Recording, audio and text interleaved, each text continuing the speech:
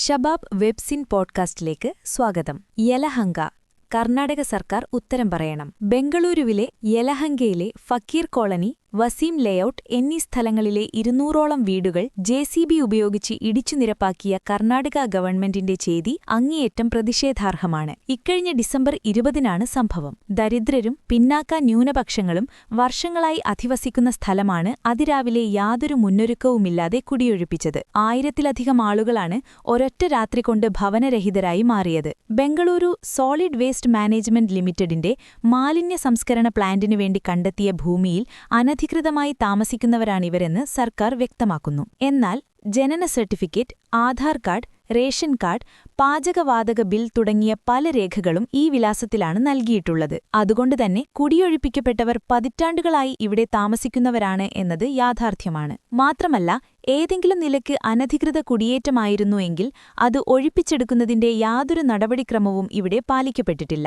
Identity കാർഡുകൾ, ആശുപത്രി രേഖകൾ, ബാങ്ക് പാസ്ബുക്കുകൾ, പാഠപുസ്തകങ്ങൾ, മരുന്നുകൾ, സർട്ടിഫിക്കറ്റുകൾ തുടങ്ങിയ അടിസ്ഥാന രേഖകൾ പോലും മാറ്റിവെക്കാനോ എടുക്കാനോ അവർക്ക് സാധിച്ചിട്ടില്ല. പതിറ്റാണ്ടുകളായി താമസിക്കുന്ന സ്ഥലം കുടിയൊഴിപ്പിക്കുന്നതിനു മുമ്പ് പാലിക്കേണ്ട മാർഗനിർദ്ദേശങ്ങൾ സംബന്ധിച്ച് നിരവധി കോടതി ഉത്തരവുകളുണ്ട്. യാതൊരു നോട്ടീസും നൽകാതെയാണ് അതിരാവിലെ തന്നെ ഇടിച്ചുനിരപ്പാക്കൽ പൂർത്തിയാക്കിയത്. കുട്ടികളും ഗർഭിണികളും വൃദ്ധരും ഉൾപ്പെടുന്ന നിസ്സഹായരായ ആളുകൾ എങ്ങോട്ടു പോകുമെന്നറിയാതെ നിന്ന കാഴ്ച ഹൃദയഭേദകമാണ്. കൊഗിലോ ഗവൺമെന്റ് സ്കൂളിലാണ് ഇപ്പോഴവർ അഭയാർത്ഥികളായി കഴിയുന്നത്. വെക്കേഷന് ശേഷം സ്കൂൾ തുറക്കുന്നതോടെ എന്തു ചെയ്യുമെന്നാണവർ ചോദിക്കുന്നത്. ഇക്കാര്യത്തിൽ കോൺഗ്രസിന് കൂടുതൽ ഉത്തരവാദിത്തമുണ്ട്. വികസനമെന്ന പേരിൽ ഏക്കർ കണക്കിന് ഭൂമി കുത്തുകൾക്ക് യാതൊരു തടസ്സവുമില്ലാതെ തീരെഴുതി നൽകുന്ന സർക്കാരുകൾ ഇവിടെ കഴിഞ്ഞുപോയിട്ടുണ്ട്. പിന്നാക്ക ന്യൂനപക്ഷ വിഭാഗങ്ങളെ അരക്ഷിതമായ ജീവിതത്തിലേക്ക് തള്ളിവിടുന്ന പല സംസ്ഥാനങ്ങളുമുണ്ട്. ഈ സന്ദർഭങ്ങളിലൊക്കെ അടിസ്ഥാന ജനവിഭാഗത്തെ ഒപ്പം കൂട്ടി രാഷ്ട്രീയ പോരാട്ടം നടത്തിയാണ്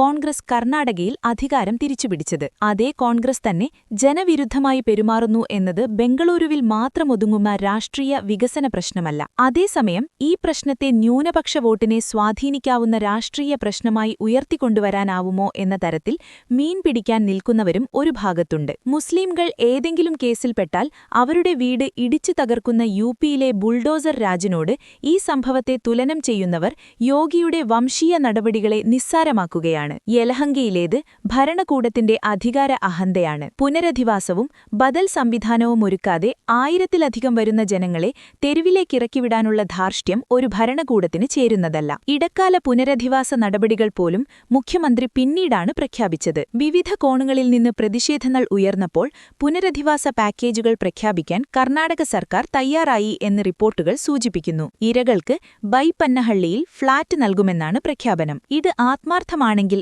എത്രയും പെട്ടെന്ന് പ്രായോഗിക നടപടികളിലേക്ക് കടക്കണം. ഈ ശൈത്യകാലത്ത് ദരിദ്രരും നിസ്സഹായരുമായ ഒരു ജനവിഭാഗത്തെ തെരുവിലേക്കിറക്കിവിടുന്നതിനു മുമ്പ് ചെയ്യേണ്ടിയിരുന്ന കാര്യങ്ങളാണിത്. ഇനി ഒട്ടും സമയം കളയാതെ മതിയായ ബദൽ സംവിധാനവും നഷ്ടപരിഹാരവും നൽകാൻ കർണാടക സർക്കാർ തയ്യാറാവണം. ഷബാബ് പോഡ്കാസ്റ്റ് കേട്ടതിന് നന്ദി.